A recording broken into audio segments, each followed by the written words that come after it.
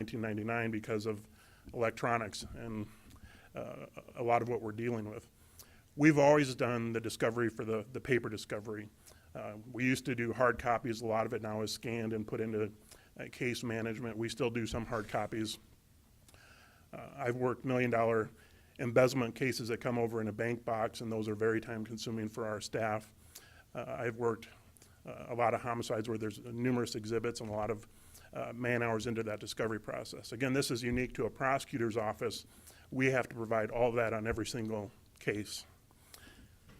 The hard part now is electronic discovery, and we have to copy all the police videos from either the patrol car or the interview. But additionally, I want to illustrate how difficult it is for us with all of the technology throughout the county and the city. So when there's a shoplifting captured at Walmart, Target, or any other store, the get and go, law enforcement goes out and retrieves that. They're not on all the same system that we use for the sheriff's office or the police department on the arbitrator system. It's different technologies that my team has to come in and find a way to transfer it into a format that we can use and then put it into a format that we can disseminate through discovery to the defense attorneys so that they can view it once they receive that. I think last year we made over 60,000 copies of digital media as part of our discovery process. Again, that's unique to the prosecutor's office. We're talking about hundreds of man hours. You see the cases that we do prosecute that come into court, but there are so many cases that we work that don't come into court. We get between 100 and 200, we call them case status reports. These are cases where no arrest has been made. They come over to our attorneys. We have to review all of those from the detectives. They can be very thick. They can require a lot of work. We have to watch the videos to see if there's probable cause, if we should be charging it. In the more complex cases, we'll meet with maybe a child victim or a rape victim to go through the process to see if they want us to move forward so that they know the challenges we might have. A fraction of those do get prosecuted, but there's a lot of man hours that go into cases that we never do actually charge out, and I want the commission and everybody to be aware of that. For every felony case, like we talked about earlier, we have to have a probable cause hearing. The vast, vast majority of those we do through grand jury because it takes a fraction of the time compared to a preliminary hearing. If we did preliminary hearings, it would literally paralyze the criminal justice system. But for each of those, again, unique to the prosecutor's office, we have to subpoena all the witnesses. We have to type up the indictment. We have 6 different grand juries, and we spend 16 hours a week in grand jury to get all of those 4,000 felonies through that process to get them on the circuit court calendar, again, unique to our office. I know you know the pains of Marcy's Law and the responsibilities of our office with victim notifications. Our current victim witness assistants all have caseloads in the 300s, people that they have to guide through the system and do letters and phone calls, and it's very time consuming, again, unique to our office. I know you're infinitely aware of what our civil division does, and I know that there's a sense that they're being real sticklers and they're hindering a lot of things, but I have to tell you from my perspective, I've never seen a civil division as compliance oriented as what we have now. We have 60 years of experience in that division. They are compliance oriented. I know it hinders a lot of things we want to do quickly, but I have so much appreciation for what they're doing. Every department's emergency suddenly becomes their emergency, and everybody wants an answer immediately when they're getting bombarded by a lot of different departments, and I'm very pleased with the work they're doing. Again, unique to the state's attorney's office compared to the other offices. How's my time? You have 4 minutes left. Good. You're doing okay. So to illustrate what that does to us when we have a crime increase, because all those things increase, you know that from listening to me earlier in earlier conversations, our meth arrests went up 30% in this county in 1 year. So we had 1,500 meth arrests in 2017. Just simple possession of hard drugs, not UAs or anything else. That's roughly 4 meth arrests a day in this county. So part of that 30% increase drove a lot of our other crimes up. It propels a lot of our other serious crimes. I so often see somebody with the possession of meth that it then comes in with an identity theft or grand theft, or we have robberies and home invasions. That's really causing us havoc throughout the system and everything we're trying to do. Our abuse, cruelty to a minor under 7 went from 16 in 2016 up to 55 in 2017. Our egg assaults went up from 483 to 545. Burglaries up 177 to 220. You know about the drugs. Pot also went up. Simple assaults went up from 3,205 to 3,360 in 1 year. And our protection order violations went from 370 to 436. Additionally, we've had more car thefts in the last year than we've ever had before. That's part of the problem as well. So when all of these crimes go up and our overall caseload went up roughly 22%, it's not just the time in court, it's not just the prosecutor's caseloads, it's across the board what we're trying to manage with this current trend. So I'll hit you up more when I do my budget hearing presentation, but I just wanted to illustrate some of those behind the scenes things that we do as well, and I'm open to any questions the commission might have. Thank you. Thank you, Aaron. Other questions for Aaron? Commissioner Barth. Aaron, thank you so much for coming to us again. You know, I don't expect your department or the sheriff's department to solve issues like methamphetamines.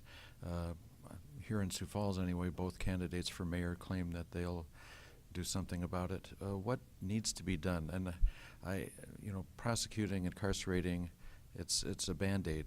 What needs to be done to slow the desperate need of Americans to get loaded? And it's a good question, Commissioner, and we're always after the fact. You know, we're not part of the prevention. I think we play a small role in having started a drug court, which I think has been very positive, and a DWI court and a veterans court.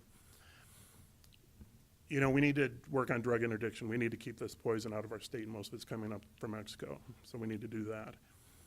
We need an educational component to convince people not to take this substance that's going to forever change the course of their lives in a very negative way. What kind of despair does it take somebody to take that drug knowing the harms it causes? I don't know, but somehow we have to prevent that. We need more treatment options that are affordable. So 1,500 meth arrests last year. I'm looking at that moving forward. Most of those are going to be addicted because of the nature of that horrible drug. Most of them are going to be in our criminal justice system long term. They're going to cost us as taxpayers tons of dollars.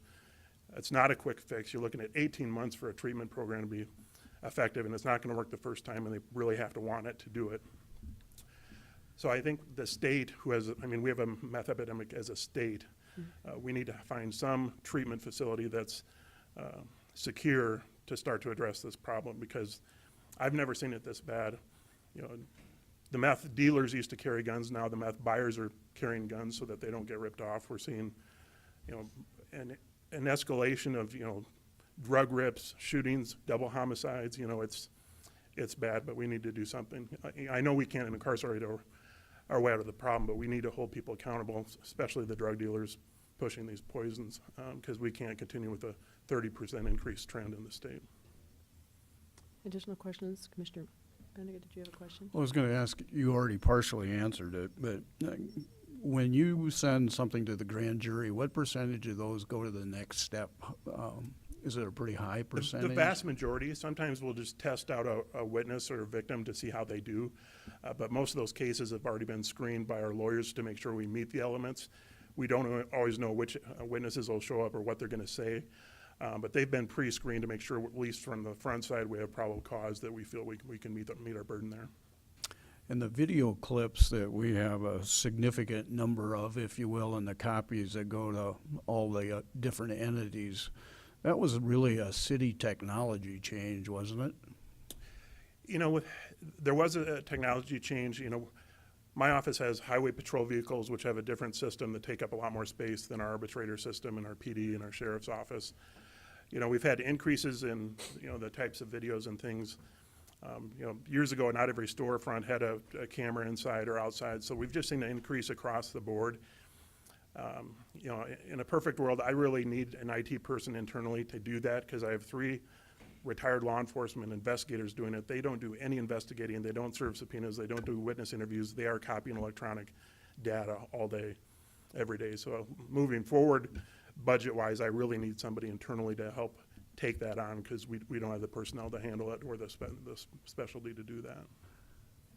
Additional If I can questions? ask one more Yeah. question, and nobody here is going to say that you're not overworked. We know there's issues in the community that need to be solved. But do you ever have time to step away from your administrative function and go somewhere to look at other state's attorney's office throughout the country and say, this is different than how we operate, and what ideas you could bring back to us for discussions to help you solve your problem? It's been really nice having Mark Vargo as the new state's attorney in Pennington County. The state's attorney before him did not have any communication with our office. Mark Vargo and I are very close. In fact, when he got elected, he came out here to see how we do things, and he and I have both done that to bounce ideas back and forth. We're always emailing, how do you do this, how do you do that, what are you doing? You know, when we had Marcy's Law, we worked together to see how we're gonna respond to that.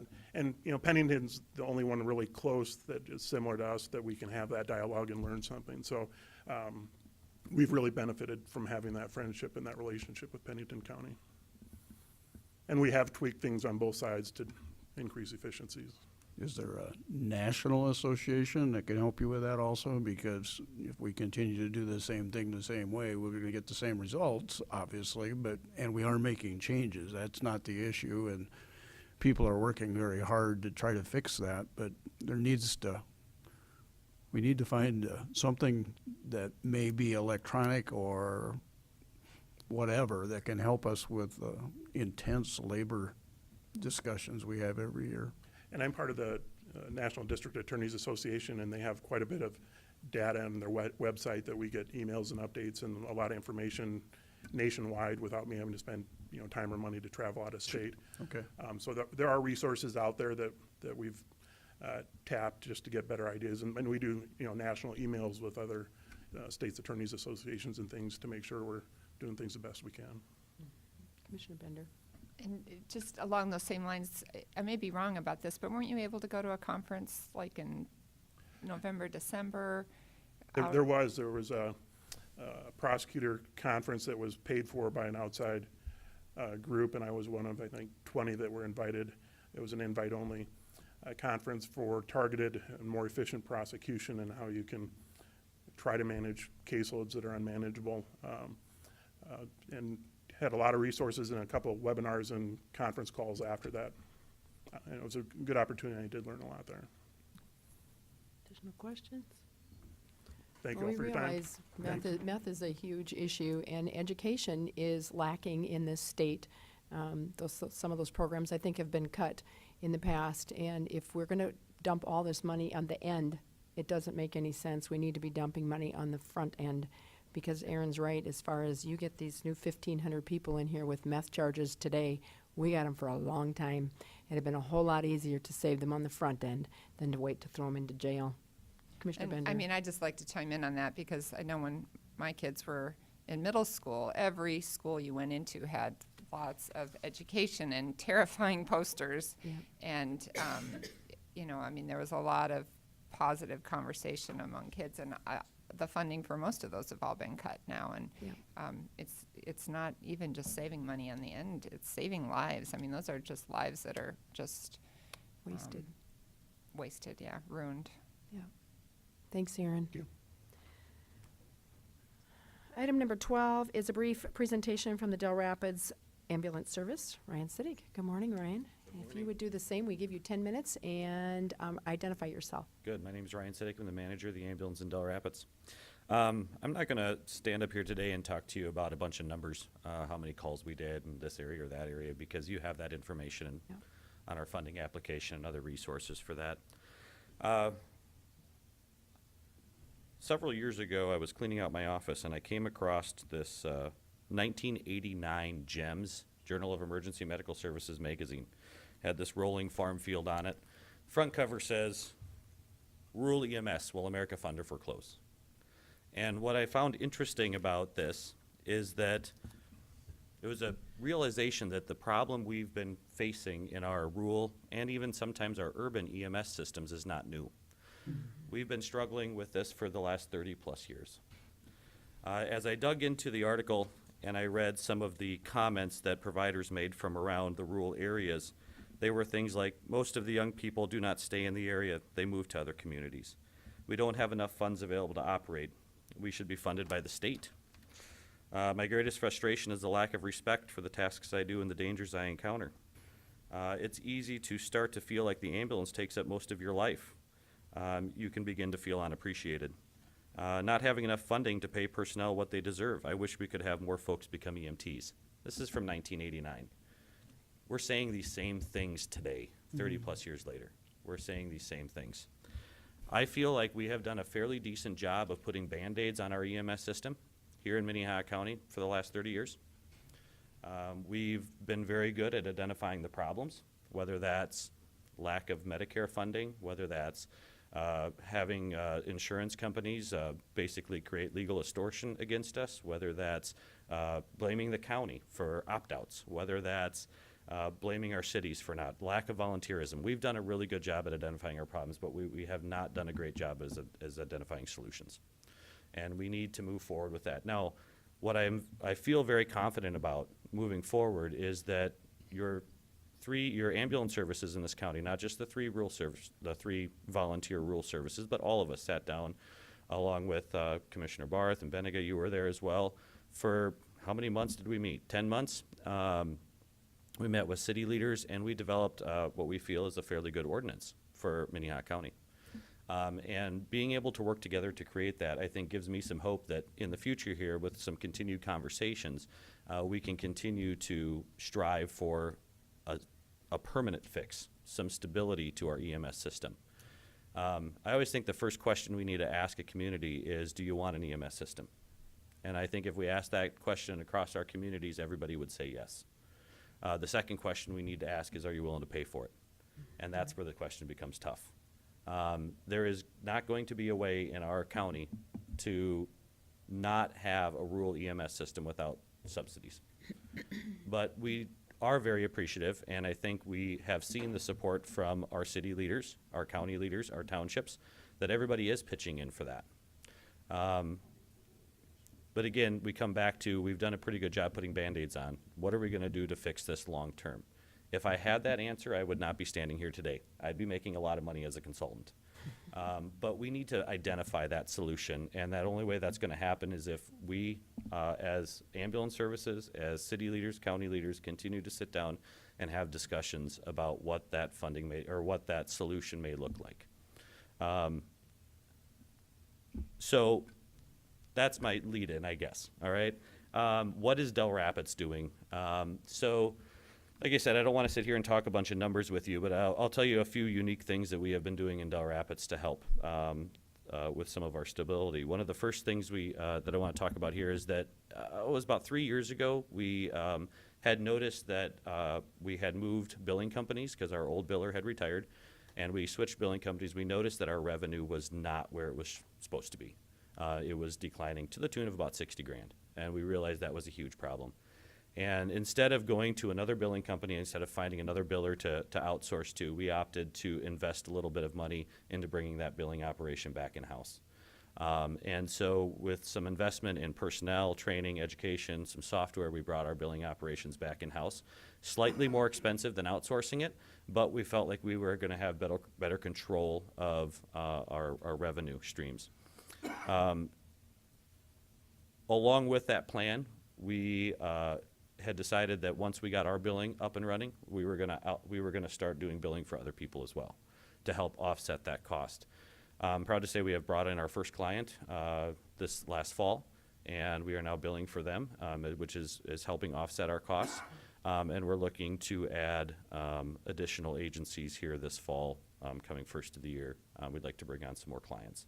We're not out trying to make a bunch of money as a billing company, but what we're trying to do is make sure we do a good job with our revenue streams and then try to find people that we can partner with to do a good job for them as well.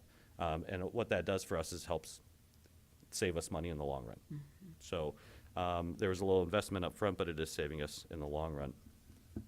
The other unique thing that we do in Del Rapids is for the last 30 plus years, we have operated our Safety Town program, which is essentially a day camp for 4, 5, and 6-year-olds.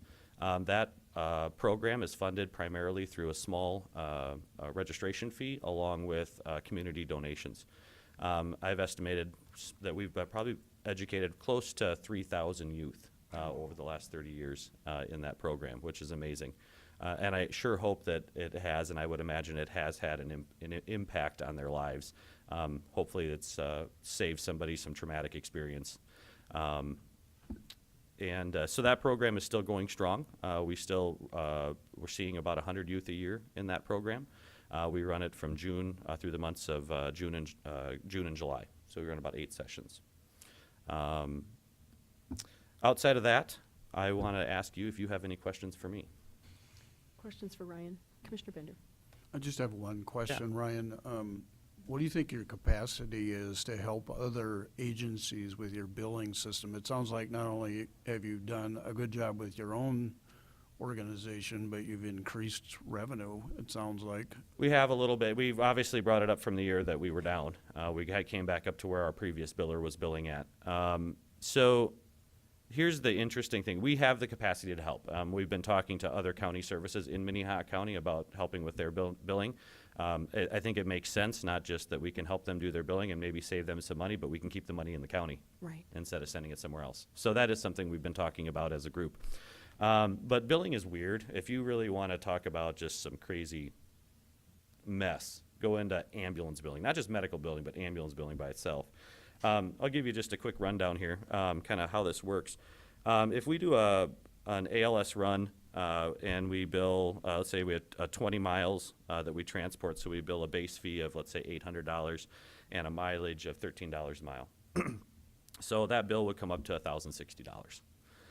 If that patient were a Medicaid patient, we would collect about 25% of that bill to the tune of about $265. The rest of that gets written off. It's uncollectible. If it's a Medicare patient, we're going to collect about 45%, maybe upwards of 50% depending on their plan. We're going to collect about $477 of that $1,060. The rest of it has to be written off. It's uncollectible. We cannot balance bill. Then you move into the people that don't have insurance.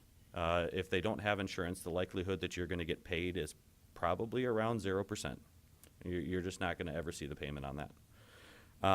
You send it off to collections and hope someday that maybe they'll pay their bill. Auto insurance, we love auto insurance. It pays 100%.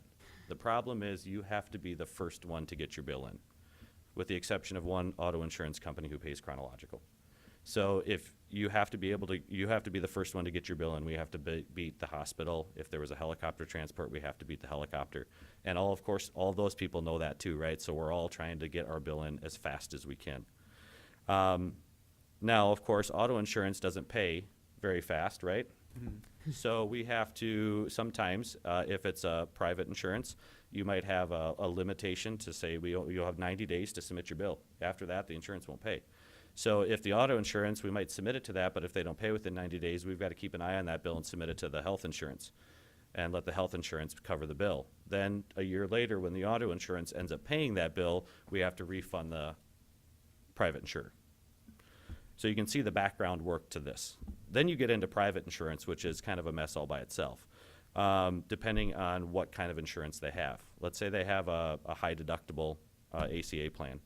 Their deductible's $3,000. Then what we want to do with that bill is we want to hold that bill, and we want to wait for the hospital to send their bill so that bill hits their deductible first, and we hit the bill after their deductible's met. You can see how this game is played, right? It gets awfully confusing.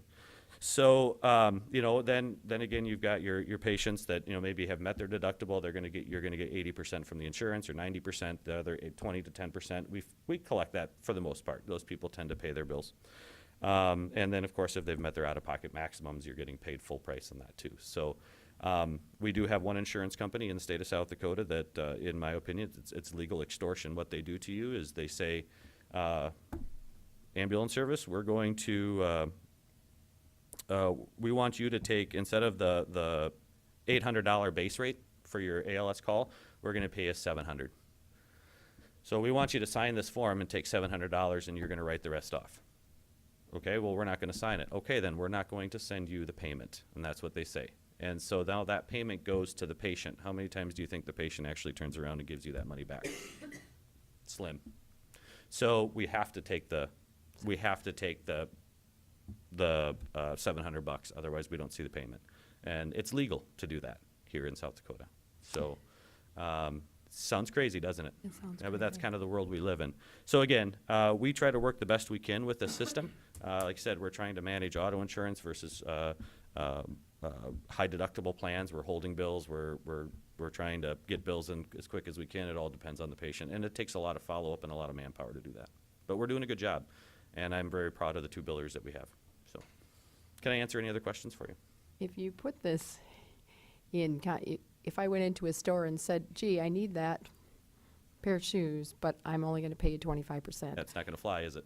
or I'm going to pay you 40%, Right. or I'm not going to pay at all, that business would be out of business in no time. If it was mandated that they had to do that, other businesses wouldn't survive. And it's Exactly. amazing that the Ambulance Association or the ambulances survive. And I know it's a nonprofit, but it is amazing that it survives with the way the rules are written on collections. It's It is. crazy. It's pretty crazy. And we're collecting somewhere around 60 cents on the dollar right now, which is pretty high.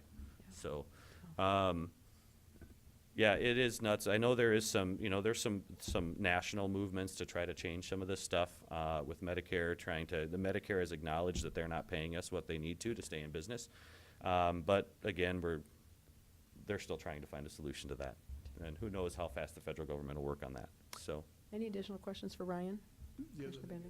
At the federal level, we still have this conversation going on of the urban versus rural reimbursement issues. Correct. How we're classified as a state and how you're classified as a city based on where you're at. correct. So Medicare, those extenders did get passed in, was it February or March? They did getting passed. So there's, the big one is in rural areas, you get a 22.5% or something like that bonus to your Medicare payment, which is a lot. It's an extra 25%. You're collecting now upwards of 3/4 of your bill. Minnehaha County, the entire county is classified as urban because of obviously our population, especially in the city of Sioux Falls. So we're getting about like a 2% bonus is what urban gets. Obviously, if we were classified as rural, we would be getting more money back. To get into how they figure out that classification is worse than the tax code, and I don't understand it.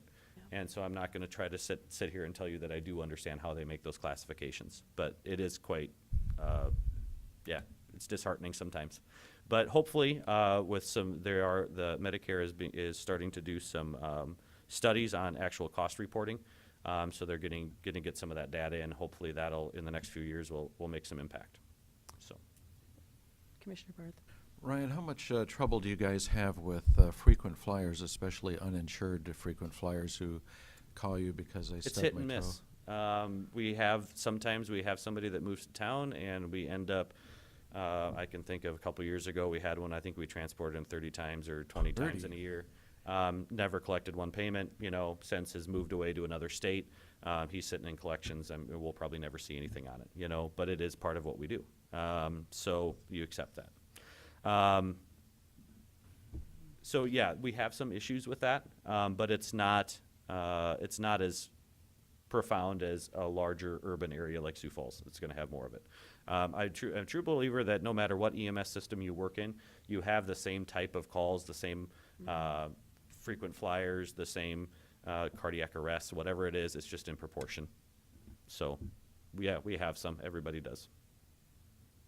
Thank you, Ryan, for coming to the commission meeting and presenting, and thank you that it wasn't just numbers. It's nice to hear. Yes. Well, like I report said, on other things that's going on. I'll leave here today with just encouraging us as an ambulance organization, as city and county leaders, we have got to sit down and continue these conversations about how to stabilize our EMS system in the county. So, thank you. Thank you very Thank much, you. Ryan. Item number 13 is authorize the chairman to sign an addendum 3 to the contract between Minnehaha County and CBM Managed Services to adjust the contract prices per meal in the jail. Warden Gromer. Good morning, Jeff Gromer. I'm the warden at the jail. Fairly routine item today. The contract we have with CBM calls for a yearly renewal, which allows CBM to increase the per meal cost based on the consumer price index, the food away from home index. This year that comes in at about, I want to say 2.1. Was it 2.1? Yes, it was. At 2.1%, which As you can see on the attached contract, it increases our regular inmate meal, 26 cents? Or 2.6 cents, sorry, 2.6 cents per meal. Might be the only time this year we see 2.1 or, I'm sure everything else is gonna be a little higher than that. I am guessing as well, it usually is. This one's usually fairly good when we look at the amount of increase comparatively for the year. I would make a motion to approve. Second. My motion is second. All those in favor say aye. Aye. Those opposed, same sign. Motion passes Madam Chair, unanimously. question for the warden. When do we, how long does the CBM contract last? Is it next year? I don't think so, because we just went to Through RFP. June 2019.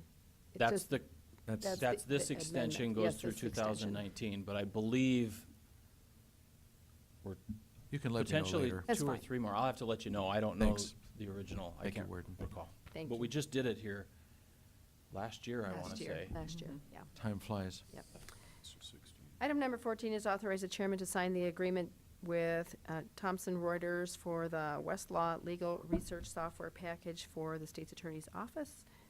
Yes. Judy Werkamp. Yes, Good good morning. morning, Commissioners. I'm here to request that the chair sign the Thomson Reuters Westlaw contract for the state's attorney's office. We're able to negotiate a great rate. The 3-year contract price is $58,000, which is actually less than in the past. And this is our lifeblood in our office. This is what we rely on. If the computers go down, everybody's on their phone using Westlaw. So, Questions for unless- Judy or a motion? I make a motion to approve. Second. All those in favor say aye. Aye. Those Aye. opposed, same sign. Motion passes unanimously. Thank you, Judy. Thank you. Item number 15 is authorize the chairman to sign contractual agreements for attorneys providing counseling for abuse and neglect and conflict juvenile cases. Craig Dewey, good morning. You cleared the room, just about. Good morning, Craig Dewey, Commission Office. I guess it must be a special day. I guess. Like last week, you have some contracts here for conflict attorneys. An RFP was put out earlier this year in February for submissions and broadcast to the entire Second Circuit in the hopes of increasing applications. And as a result of that, even though these are professional services, an RFP wasn't required, the county chose to take that step anyway. So the contracts before you are for conflict counsel for abuse and neglect and juvenile cases. The 3 attorneys who have been awarded the contracts are Robin Ike, Jamie Weber, and Renee Cruz. The attorneys will be assigned the cases by the clerk of courts, and each of these contracts are for the amounts of $32,000 each and extends for 2 years. Certainly as a commission, you also have the authority to continue to evaluate these contracts to determine if additional bandwidth would be required in the future. Be happy to answer any questions. Any questions for Craig? Is there a motion? Make a motion to approve. Second. I have a motion and a second. All those in favor say aye. Aye. Those opposed, same sign. Motion passes unanimously. Item number 16 is Minnehaha County Commission liaison reports. Are there reports? Okay, I have one, if there's none. This past week, Aaron Surska and I traveled to South Carolina for a day-and-a-half conference paid for by the MacArthur Foundation. There were some slight charges to Minnehaha County because our tickets weren't completely paid for, but the lion's share of our trip was paid for by a foundation. And we worked on, there was a plethora of different breakout sessions, or I shouldn't say breakout because we were all together, but just a couple of highlights that I wrote down this morning. It was, we talked about the movement through the court system and some of the federal standards and how local changes have improved the time moving through the court system in that particular county that we were in. We discussed the risk assessment instrument. They had just started that and had seen already about, I think it was a 13% decrease in their jail population since they had started that. Their biggest problem was that they didn't have any alternatives for detention, alternatives on the other side, where Minnehaha County does. And so they saw some of those people reoffend just because they didn't have the services on the backside. They were still working on that, which I thought was interesting that they implemented the risk assessment and started releasing people when they had nothing to release them to, but they were working on it. It's all brand new to them too. They talked about the community involvement of the police department, which obviously that's not under our jurisdiction, but they said their police department had started listening and learning sessions, and maybe ours do, but they would go out to different communities. First they started the listening and learning, and then if the people didn't come to them, then they started going out. They went to churches, they went to school districts, they went to advocacy groups, and they just spoke about what law enforcement does and how can they help them try to build relationships. And they said that has had very positive effects. They said going into the churches, the officers have been praying with the faith-based community, and it has really built their faith-based community to be more involved in community and the government side of the work. And so they built some really positive relationships there. We talked about the Criminal Justice Coordinated Council, which I've been, talking about for the last probably 4 or 5 years. And just several of the different counties that were from across the United States there have organizations like that, and they just talked about the benefits that they had from them, the challenges they have, and how they've worked through some of those different issues. We had a session on racial and ethnic disparities and what they're doing in Charleston regarding that. SIMS mapping, which we have done here in Minnehaha County, they also discussed their SIMS mapping. One of the things that they talked about in there was their high population needs, their populations that had high needs. The police department had started a pharmacology program, but not like a drug one. It's FARM, pharmacology, and they go in on a daily basis to those high crime areas, and they bring fruits and vegetables in. They said about 30 to 40 pounds a day, and it's distributed by the law enforcement to try to build relationships in these areas. They said, one, they're high poverty areas, but two, they're building relationships, and they said it's had very, very positive effects on that. And I think we all know that low income areas struggle to have fresh fruits and vegetables. I thought it was very interesting. They talked about their working through their CTI training, which we also have done. They have a jail mat program. They talked about the successes that they've had with that. We visited or toured their stabilization clinic, which had a mental illness clinic in it, a drug, I want to call it MAT program, where it's medication-assisted treatment for people on drugs. They talked about the number of people that's going and how successful that has been. And they also had one other area, a detox area in there. And they were just getting that up and running. It was an old, decrepit building, and it was working really, really well. And they've been doing that for a short period of time. I don't remember what it was, but they said they've had great successes also with that. And then they also talked about their police department, and obviously these are counties, but they're talking about their work with their police department. The police department had put one social worker on staff, and they said not only for people who had been, like children who'd been victims of crime, that they could talk to the social worker, but they said their PD was using the social worker just for their own staff members that had experienced trauma on the job. That social worker was a exempt employee, so they actually could call her at 2 in the morning if they had somebody that they wanted to arrest that was falling apart, and they could call that social worker and find out how do we work through some of the issues that we're going through. It was a very positive program, and one of the police officers that was there said this was the most positive program that he had seen in his career of 25 years as being a PD. That putting a social worker in their department had huge implications of positive. So it was a great conference. We got a whole hour in the city, so we definitely sat in a classroom in beautiful weather and worked really hard. So it was kind of information overload, but well worth it. It was paid for by the MacArthur Foundation. So, is there any other liaison reports? Madam Chair. Commissioner Bird. I would just say we had a meeting of Metro Communications last week, and or was it this week? That's it, this week. Last week, and approved a budget for next year, which they'll be bringing to us for our share, so to speak. Okay. If there's none other, item number 17 is new business. Is there any old business? And I would look for a motion to move into executive session immediately following the commission meeting for the purpose of South Dakota Codified Law 1-25-2, parts 1 and 3. So moved. Second. All those in favor say aye. Aye. Aye. Those opposed, same sign. We will adjourn for this.